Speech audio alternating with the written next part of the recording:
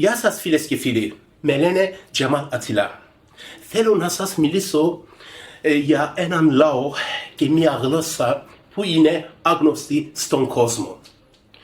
Σήμερα είναι 30 Απριλίου. Είναι η ημέρα της Γλώσσας Ζαζακί. Μπορεί να σκεφτείτε από πού ξεφύτρωσε και Ζαζακί. Αφήστε με να εξηγήσω. Λοιπόν, φίλες και φίλοι μου, κάπου σε αυτή τη γη υπάρχει ένας λαός που ονομάζεται Ζάζα και μια γλώσσα που ονομάζεται Ζαζακί.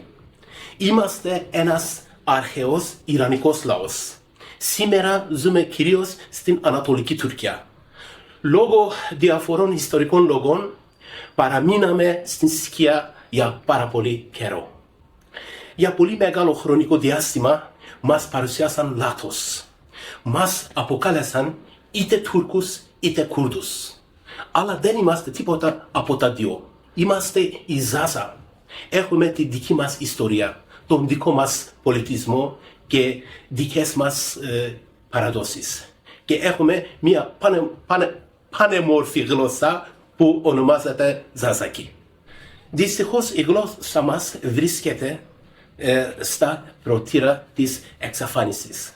Περιλαμβάνεται επισήμως στις γλώσσες που απειλούνται.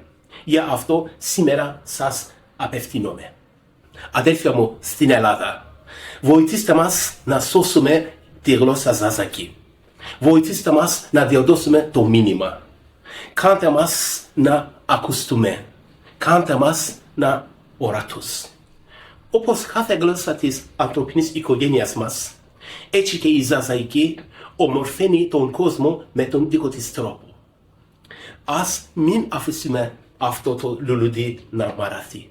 Ας διαδώσουμε αυτό το σύνθημα σε όλο τον κόσμο. Ζαζακί έστω.